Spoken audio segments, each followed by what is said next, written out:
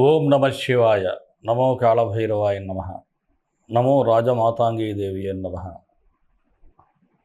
విధాత TV ప్రేక్షకులకు అందరూ సుఖ సంతోషాలతో ఉండాలని మనస్ఫూర్తిగా ప్రార్థిస్తూ మీ విశ్వసాయి గురూజీ. జూలై 21వ తేదీ గురు పౌర్ణమి. అంటే మనకి ఈ పౌర్ణమి శనివారం సాయంత్రమే ప్రారంభమవుతుంది 4:30 వేళలో. అలాగే ఆదివారం సాయంత్రానికి ఎండ్ అవుతుంది. గిరి ప్రదక్షిణ కూడా శనివారం సాయంత్రం నుంచే మొదలవుతుంది.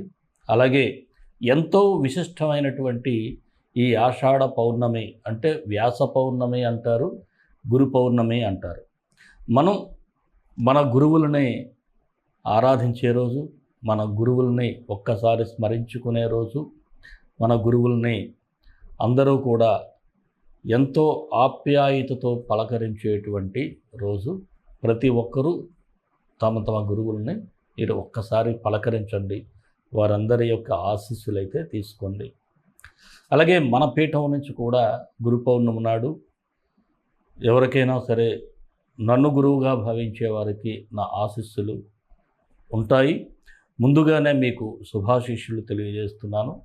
అలాగే శనివారం ప్రదోష వేళలో ఒకవైపు గిరి ప్రదక్షిణ జరుగుతూ ఉండగా మన పీఠంలో ఒక అద్భుతంగా మనం ఆదియోగి ఆది గురువు అంటారు పరమేశ్వరుణ్ణి, ఆ సదాశివునికి రుద్రాభిషేకం. అలాగే మరి ఎప్పటిలాగే రాజశ్యామల సహిత మహాకాళ భైరవ హోమం. ఈ మహాకాళ భైరవ హోమం కూడా మనం అద్భుతంగా చేయాలనే సంకల్పం చేసాం.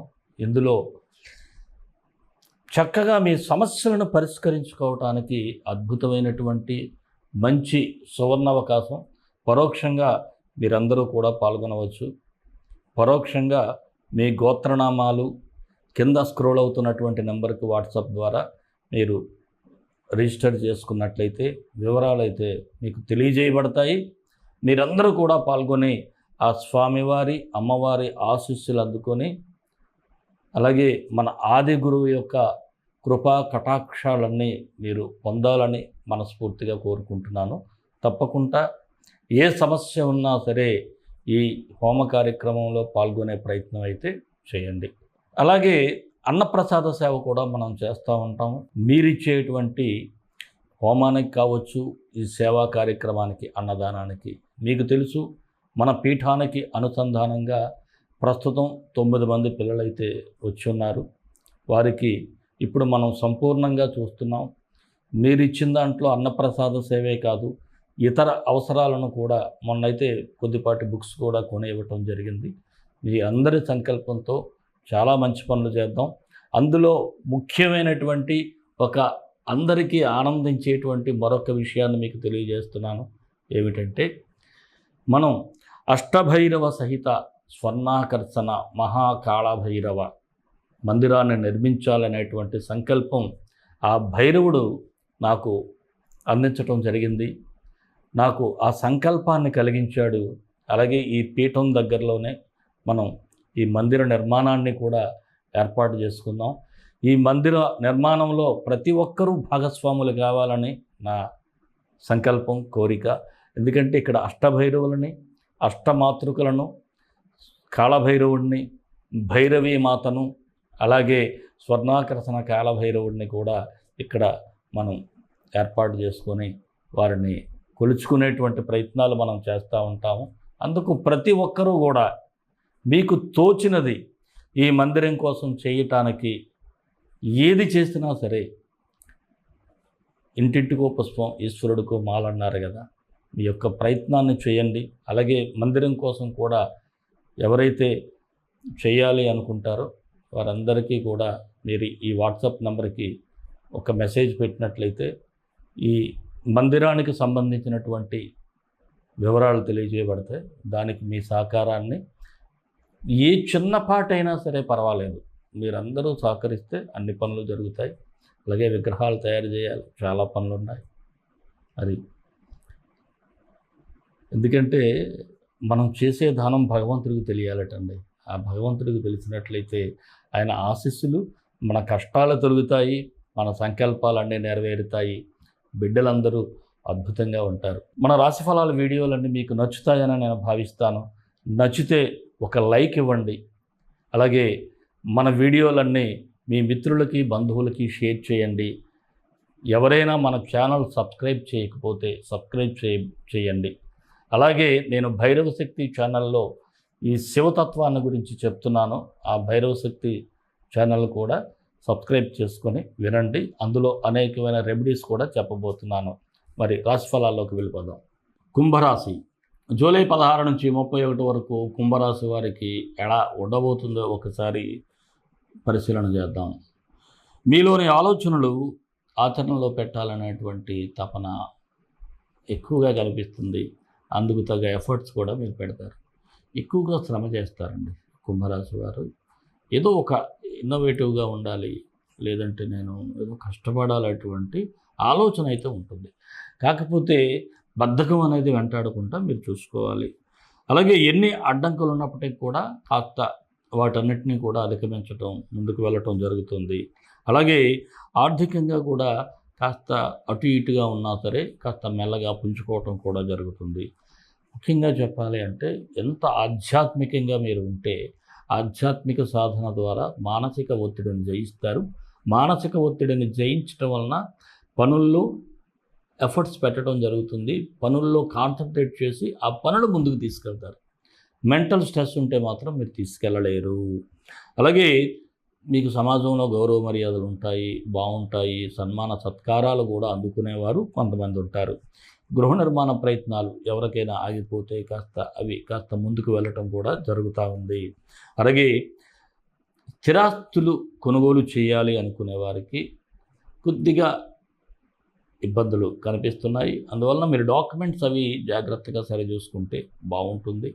అలాంటివన్నీ చూసుకొని తర్వాత మీరు ముందుకు వెళ్ళటం మంచిది. మరి కోర్టు వ్యవహారాలు ఎలా ఉంటాయంటే కాస్త ప్రతికూల పరిస్థితులు అయితే కనిపిస్తూ ఉన్నాయి. కొద్దిగా జాగ్రత్తగా ఉండండి. అవసరమైతే వాయిదాలు అడగండి, లేకపోతే కోర్టు బయట సెటిల్మెంట్ చేసుకోవడానికి ప్రయత్నం చేయండి. రుణ ప్రయత్నాలు అయితే ఫలిస్తూ ఉంటాయి. ఏదైనా మీరు రుణాలు తీసుకోవాలనుకుంటే వస్తాయి. కాకపోతే లోన్ యాప్స్లో మాత్రం తీసుకోకండి. అందులో తీసుకున్నారా సర్వనాశనం అయిపోతారు. అలాగే సంతానం కోసం ఎవరైనా ప్రయత్నం చేసినట్లయితే వారికి కూడా అనుకూలంగా ఉంది.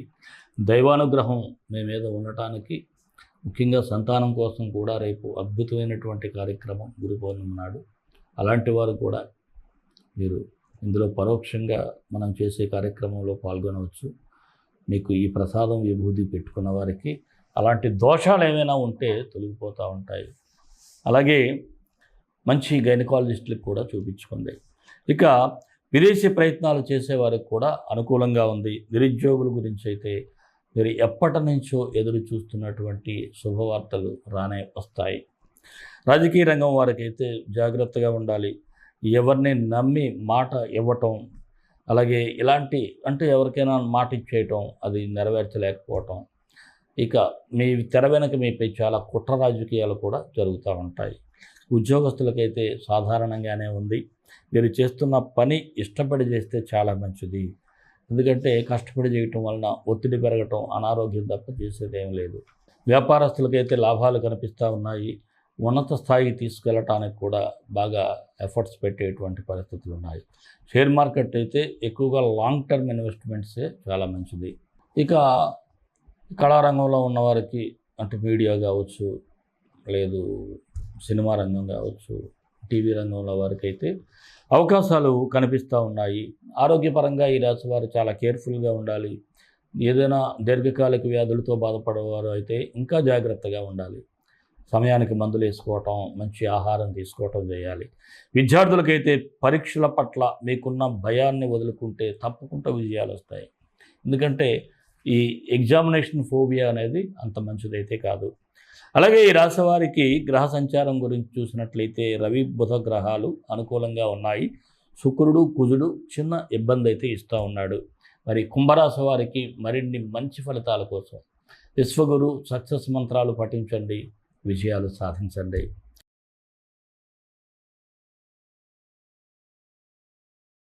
ఈ రాశివారు కుజ శుక్రులకి పరిహారం చేసుకోవాలి.